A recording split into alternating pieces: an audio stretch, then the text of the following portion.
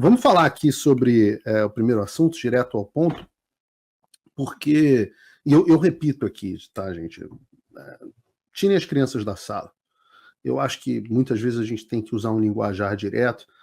Sou da turma do Olavo nesse sentido. A gente tem que chamar as coisas pelo que elas são, e não adianta a gente chamar a gente feia com palavra bonita.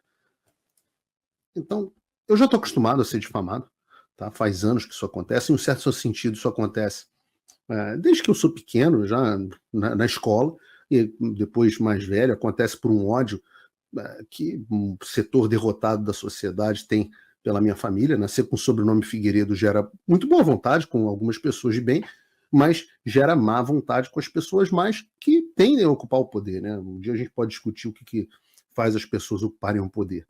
Mas, obviamente, a minha vida começou a ficar muito mais complicada quando eu entrei em sociedade, ou melhor, numa parceria, com o Donald Trump, isso lá para os anos de 2010, né? E muita gente não sabe disso, não sabe já me conheceu só como jornalista e não sabe dessa relação que a gente teve durante muitos anos de representação e parceria. E eu não diria nem que minha vida começou a piorar quando eu fiz a parceria com o Trump, porque lá em 2011, eu acho, ele nem era conhecido no ramo político, era conhecido como empresário. Quando ele se elegeu presidente dos Estados Unidos é que a vida começou a ficar mais difícil, a minha vida ficar mais difícil. Porque a dele também, sem dúvida.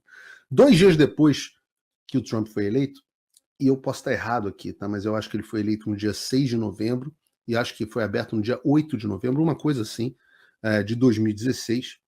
2 dias depois que o Trump foi eleito pela primeira vez, em 2016, abriram uma investigação no Brasil contra tudo que houvesse o nome Trump. E essa investigação foi se ampliando, no início não era nem no empreendimento do qual fazia parte, até que em 2019 eu fui surpreendido. Eu já morava nos Estados Unidos há muito tempo, desde 2015, e a casa da minha mãe foi invadida pela Polícia Federal, mandaram me prender, me difamaram em todos os jornais do Brasil, Fantástico, Jornal Nacional, Globo, Folha, etc. De vez em quando tem sempre um desavisado, coitado, que coloca matéria desse tipo de coisa como se fosse novidade. Na época, o procurador, que era um militante pró-Marina Silva, já tinha aberto várias investigações contra pessoas da direita, incluindo o Paulo Guedes. Ele mandou um recado para um intermediário dizendo o seguinte: não, olha, se o Paulo delatar o Trump ou o filho dele, o Donald Jr., fica tudo bem, fica tranquilo, a gente quer eles. Fizeram uma proposta parecida na época para um ex-sócio meu, que foi até torturado, coitado. Você vê como já sou careca de saber esse tipo de coisa. E, obviamente, quando eu recebi essa proposta, eu fiz o que eu acho que alguém deveria fazer quando receber uma proposta dessa. Eu mandei textualmente, e desculpem aqui porque foi exatamente a expressão que eu usei, eu mandei o procurador que tentou me extorquir tomar no meio do cu dele. Porque eu não negocio com um bandido. E eu não tenho nada a dever.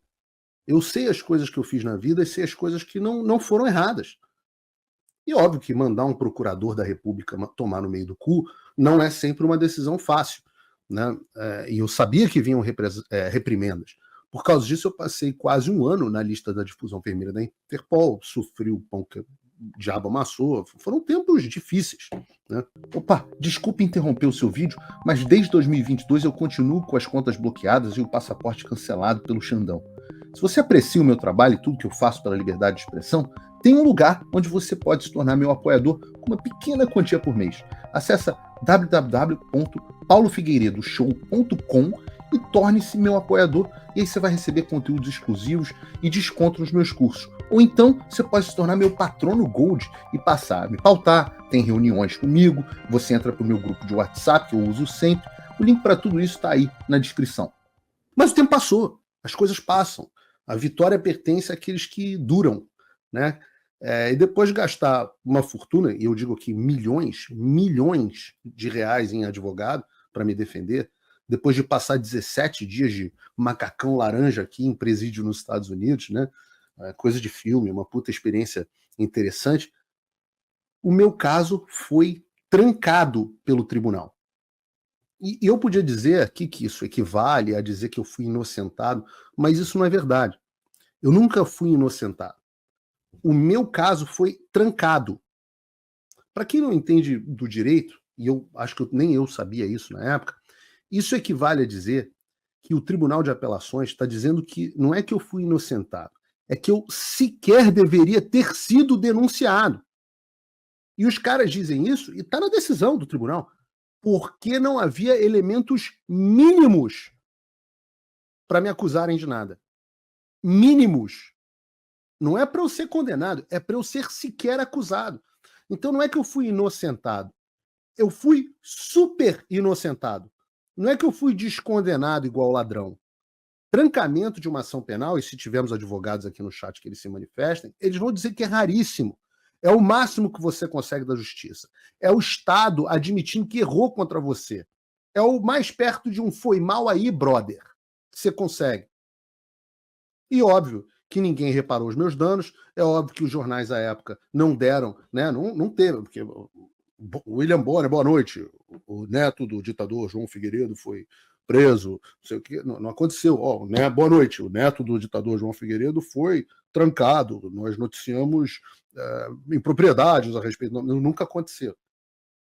E muita gente acha que por gastar dinheiro, passar por todo esse estresse, eu já tinha tido bens bloqueados nessa oportunidade, etc, etc. Muita gente acha que, poxa, eu deveria ficar, caramba, poxa, que pena, coitadinho de mim, etc, etc.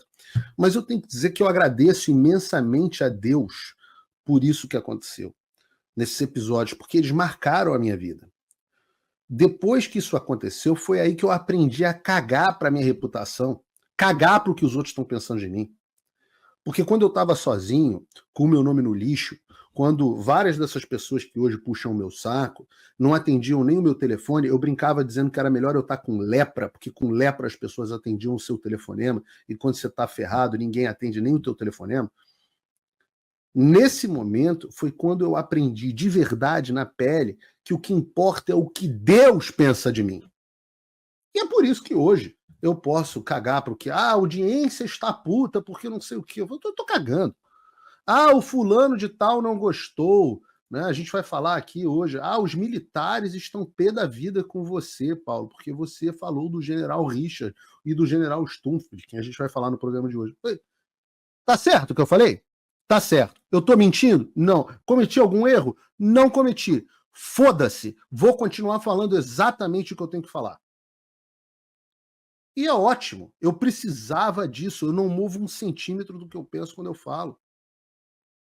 E foi aí que nesse momento também, que eu aprendi que eu não precisava de mais nada na vida. Eu só preciso de uma coisa na vida, que é a minha família.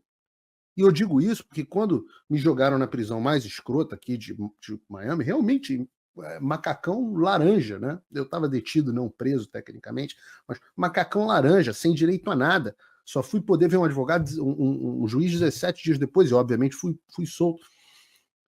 Eu só tinha uma Bíblia na mão. Não tinha nada. Nada. Um objeto pessoal. Nem aliança. Uma Bíblia que um amigo brasileiro me deu lá dentro. E aí o que eu percebi? Eu percebi que a única coisa na vida da qual eu realmente sentia falta era a minha família. Todo o resto também, foda-se. Eu nasci nu. E quando você aprende essas duas coisas, que a sua reputação não importa, importa o que Deus pensa de você, e que você não precisa de nada, eu tenho que dizer para vocês, o dia que vocês aprenderem essa lição, e eu espero que muitos de vocês já tenham aprendido, e espero que não tenha sido pelos meios que eu aprendi, o dia que você reconhece esse tipo de coisa, você se torna meio que superpoderoso. E eu não poderia fazer nada do que eu faço hoje sem ter passado por isso. E é aí que entra a fortaleza e o senso de propósito. Porque algumas pessoas, depois de terem passado disso, talvez tivessem aprendido uma outra lição diferente da que eu aprendi. A lição é: não mexa com o sistema, porque a gente acaba com a sua vida. Não fique ao lado do Trump. Todos os aliados dele se arrebentam. Não fique ao lado do Bolsonaro. Todos os aliados dele se arrebentam. Não nos ataque. Não fique nos nossos caminhos, porque a gente vai destruir a sua vida. Então, quando nos últimos anos eu decidi usar de todas as minhas forças, tudo que eu podia, para atacar frontalmente, de forma destruidora, o sistema, o regime, essas pessoas que estão no poder, porque eu entendo que elas estão arrebentando com o Brasil e com as pessoas comuns, eu estava com a vida tranquila. Mas eu sabia que vinha represália. Eu só não me importava. E eu não me importo. Então, nos últimos anos, nos últimos 2 anos, né? A gente está em 5 de dezembro. Né, no dia 30, vão fazer 2 anos que eu tive todos os meus bens bloqueados, o cancelamento do meu passaporte, quebra dos meus sigilos, todos, fiscais, telemático, tudo. Mais de 1 dúzia de contas bloqueadas nas redes sociais, que são o meu ganha-pão. Uma ação de uma juíza bandida no Rio de Janeiro. Bandida, tipo, que anda com tráfico de droga, milícia. Se olhar a ficha corrida dessa mulher, é uma vergonha. Uma multa da Receita Federal multimilionária, iniciada por um agente que foi preso por extorsão. Indiciamento da Polícia Federal por golpe de Estado. E agora, uma multa histórica de mais de 100 milhões de reais pela Comissão de Valores Imobiliários. 102 milhões de reais. E aí, essa foi a notícia que algumas pessoas me mandaram. Notícia do Lauro Jardim, a Kenga do jornalismo brasileiro. Tá? Kenga mesmo, Kenguinha safada. Tá? Aliás, uma dica para vocês. Quando vocês veem mais adjetivo do que substantivo no jornal, é porque não é uma matéria, não é uma reportagem, é simplesmente uma peça difamatória. Então ele tem que começar com adjetivos. Indiciado pela PF por golpe, neto de ex-ditador, é multado por 102 milhões por fraude no Hotel Trump. E você fala, o Hotel Trump, meu Deus, o Hotel Trump, que eu com enorme orgulho, essa beleza de hotel no Rio de Janeiro, um dos melhores hotéis que o Rio de Janeiro tem, que vive lotado, o hotel utilizado pela Rede Globo, utilizado por gente do mundo inteiro, uma coisa maravilhosa. Você imagina assim, poxa, caramba, então o hotel não foi construído como tantos empreendimentos por aí, ou ele cometeu uma fraude, botou dinheiro para... Nada disso. Não tem absolutamente nada disso. A ação é baseada simplesmente nos fatos que geraram a ação da qual eu fui inocentado. Ou melhor, super inocentado, a ação foi trancada. Detalhe, a gente está falando de coisas que aconteceram em 2015 e que foram desenterradas agora. Será que alguém, em sã consciência, acha que as pessoas não vão perceber o grau de perseguição? Que na semana seguinte que eu sou indiciado por golpe de Estado, eu tomo uma das maiores multas da história da CVM. E assim, eu não vou nem entrar nessa questão do ex-neto de ditador, porque o David Agap fez essa babaquice de ex-neto ditador. Né? O David Agap, quando se refere... fez um tweet bacana, não sei se o David Agap é verdadeiro jornalista, né? Não é essa Kenga do Globo. Ele explica a diferença entre um ditador e o que foi o meu avô. O grande homem que devolveu ao Brasil a democracia plena. O homem que fez a abertura. Um homem que deveria ser comemorado como o herói da democracia brasileira. No entanto, a Kenga do jornalismo chama ele de... E várias outras Kengas. Ai, o ditador João Figueiredo. O Alexandre de Moraes é ministro, mas o meu avô, ditador, meu avô, coitado, não sonharia em ter o poder que o Alexandre tem, com mandato vitalício, nem sonharia em fazer as loucuras de censura e perseguição política que o Alexandre faz. Mas a Kenguinha chama o Alexandre de salvador da democracia, o protetor da democracia, e o Figueiredo é o ditador. Aliás, tem que lembrar quem é Lauro Jardim. Lauro Jardim já foi até uma pessoa com algum respeito no jornalismo. Só que uma hora a casa dessas Kenga cai. Lauro Jardim foi aquele que interrompeu com o plantão da Globo, lembram? Tentando derrubar o governo Temer, mentindo sobre o conteúdo de uma gravação feita pelo Joesley Batista. Esse Joesley Batista, que anda da JBS, que anda com o campeão do Lula, que anda com pendurado no saco do Lula. Então, Lauro Jardim foi aquele cara que quase derrubou o governo Temer. Deixou o Temer, que naquela época era o inimigo número 1 da esquerda, não sei se vocês lembram, junto com o Alexandre de Moraes, deixou o Temer. O Alexandre de Moraes era ministro da Justiça do Temer. E essa quenga aí do Lauro Jardim praticamente derrubou o governo Temer, deixou o Temer moribundo, se defendendo de um monte de coisa. No final viram que o áudio não era nada daquilo, mas atrasou a reforma da Previdência em 2 anos. A reforma da Previdência só foi acontecer no início do governo Bolsonaro. O custo das fake news desse filho da puta, travestido de jornalista, foi de bilhões. Pra gente, pro pagador de imposto. Então, o cara que devia estar aposentado, mas tá publicando essas merdas na Globo, se fingindo de jornalista. Então ele me chama de blogueiro, ou sei lá o quê. Eu chamo ele de Kenga. Eu só não vou dizer que neto de agitador é o meu pau no rabo dele, porque ele ia gostar. Então não vou dizer. Pergunta se esse vagabundo teve algum interesse em me procurar. Zero. Não tá nem aí. O objetivo da difamação, para ele, foi atingido. Eu acho que não. Eu acho que o meu programa tem 50 vezes mais audiência do que essa bosta dessa coluninha de merda dele.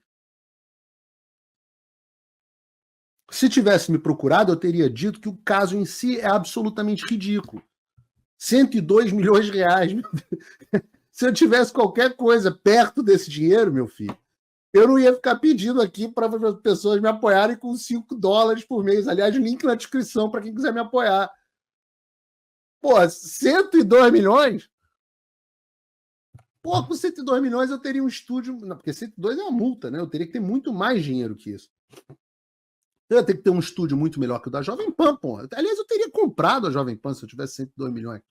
Quanto vale a Jovem Pan? Coitado, os caras têm medo de entrevistar o Paulo Cunha Bueno. Quando eu vi, aliás, esse valor, 102 milhões, eu falei, pô, será que por um acaso eu fraudei os balanços das lojas americanas em bilhões e bilhões, mentindo para o mercado? Aí eu pensei, opa, não! Porque os diretores das lojas americanas também foram julgados no mesmo dia que eu, pelos mesmos julgadores da CVM. E não estou inventando, coloca aqui o print do julgamento da CVM, Bruno, por favor. Está aqui, eles foram julgados por apurar as responsabilidades dos ex-diretores da Lojas Americanas S.A. Eu tirei isso da página da CVM do mesmo dia do meu julgamento pelas mesmas pessoas. Por violação de dever ao sigilo, ao expor informação relevante ainda não divulgada previamente pela companhia, divulgar informações de maneira incompleta e inconsistente ou não divulgar tempestivamente novo fato relevante. Eles foram multados. Quanto? Se eu fui multado em 102, no empreendimento que foi construído, que não houve absolutamente nenhuma irregularidade, segundo a própria justiça, e que está lá maravilhoso, enquanto eles foram multados, 340 mil reais. Foi só uma fraudezinha bilionária em uma empresa de capital aberto.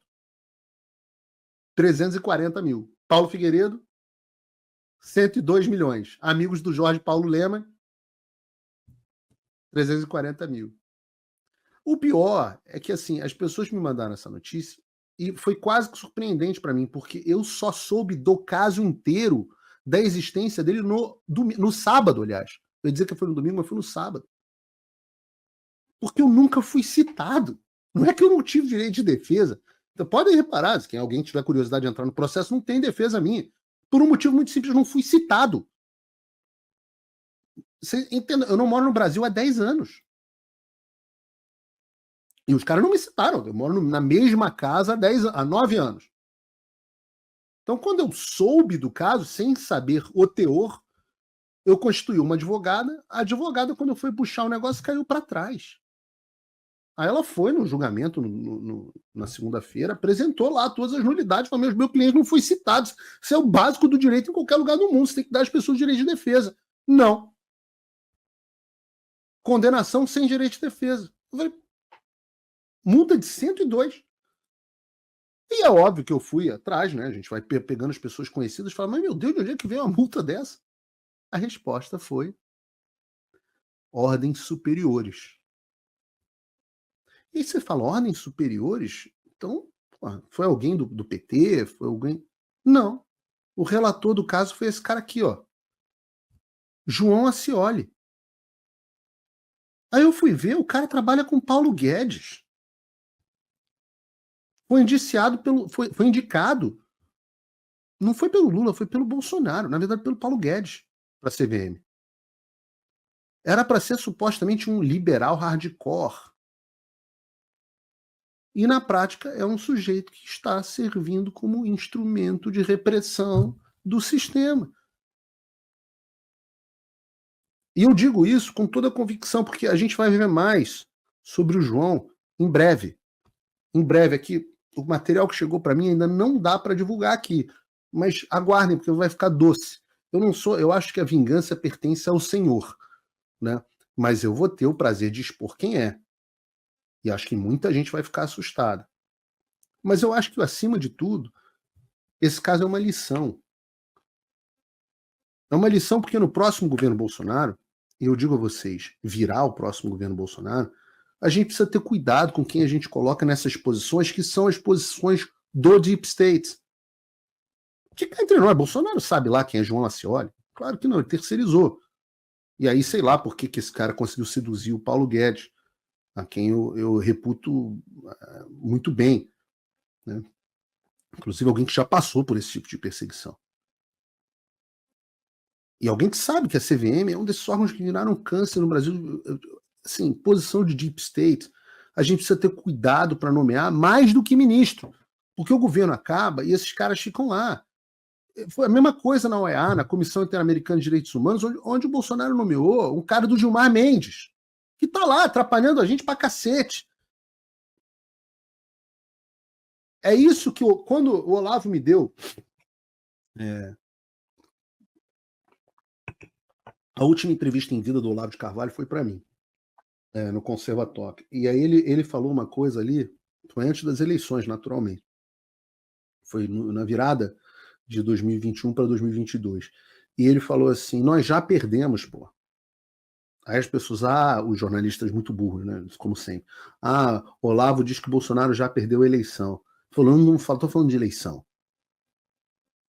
Porque a gente não conseguiu ocupar os espaços com pessoas nossas. A gente vai lá e o melhor nome que a gente tem para colocar é um homem geleia desse, que eu não sei se atendeu a pressão, se atendeu a interesse, porque esses caras, vocês têm que entender que são burocratazinhos carreiristas. O cara não faz o que faz, ele está disposto a de torcer um pouco ele está ao ponto de perseguir uma pessoa sem o mínimo do básico do devido processo legal.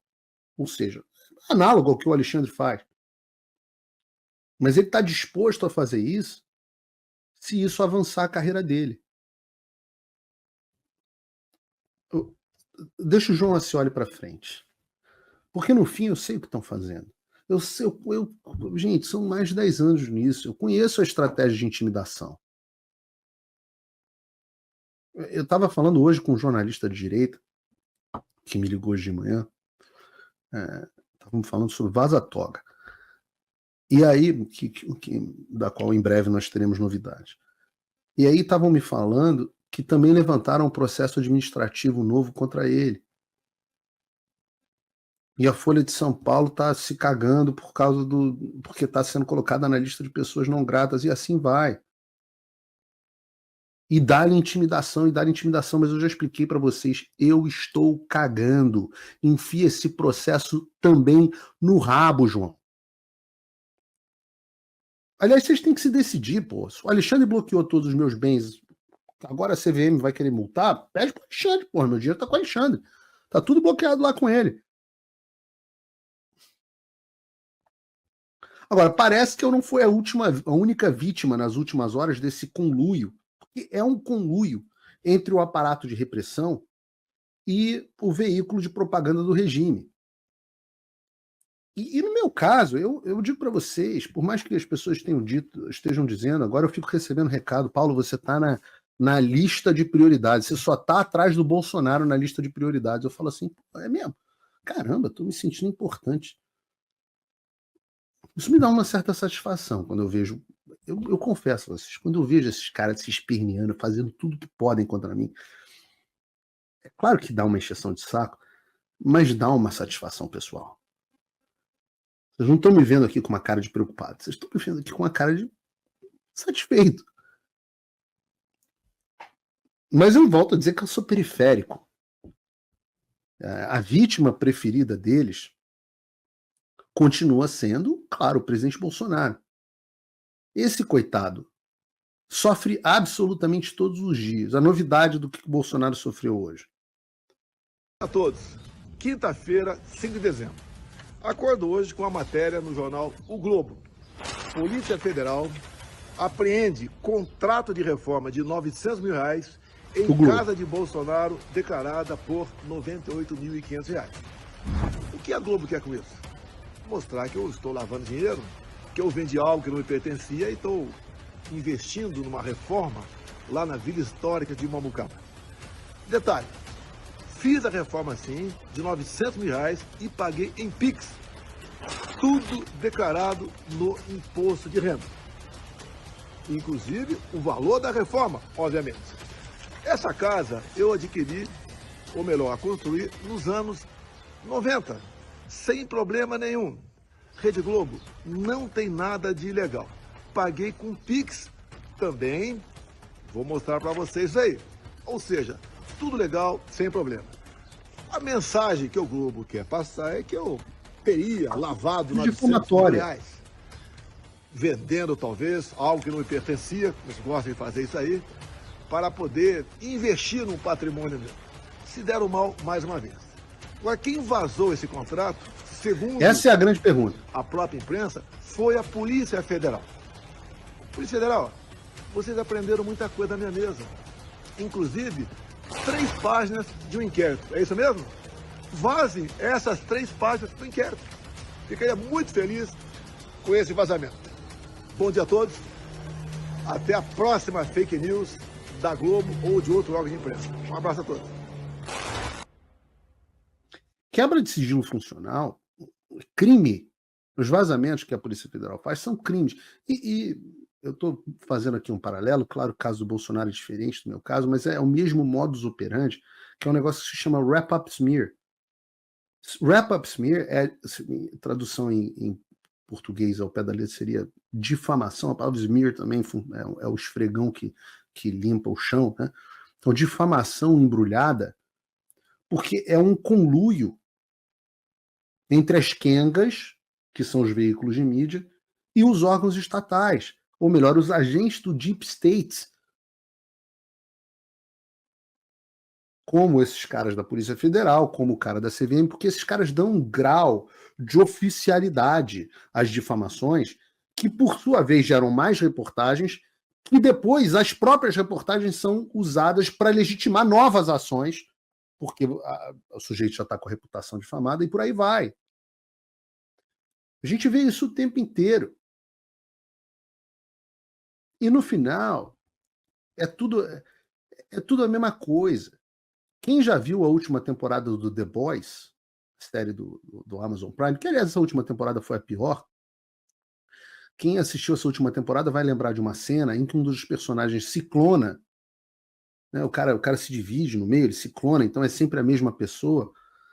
E aí, num dado momento, os caras abrem a porta da sauna e tá um chupando o rabo do outro. Mas são todos o mesmo cara. Ele só se divide e um fica chupando o rabo do outro. Essa é uma imagem meramente ilustrativa. Mas é isso aí. São todos os mesmos caras, um chupando o rabo do outro na sauna. Eu falo em sauna, eu fico imaginando que o Guga Energúmeno já se anima logo. Né? Mas tinha uma peça, não sei se você lembra, que era um negócio, uma peça, foi paga com dinheiro público de Lei Rouanet. Era uma peça em São Paulo, Macaquinhos. Aí ficava um enfiando o dedinho no fiofó do outro. É isso, esse pessoal da imprensa é isso, é imprensa e sistema. E eu mostrei na semana passada como eles estão absolutamente quebrando a cara. Porque hoje você ser atacado pelo sistema é a melhor coisa que eleitoralmente pode acontecer. Agora, é claro que o problema dessa história é a dor de ambas as histórias. É claro que você tem a dor de cabeça, advogado, custo, etc. Eles sabem disso. O objetivo dessas merdas, além da difamação, é inviabilizar a sua vida. O cara sofre uma asfixia financeira, fica mergulhado com tanto processo, com tanta perseguição, ou ele quebra, ou ele fica paralisado pelo medo, ou ele tem uma quantidade de problemas que é impossível de administrar. E, acima de tudo, é um recado claro. Quer ser aliado do sistema, como Lula?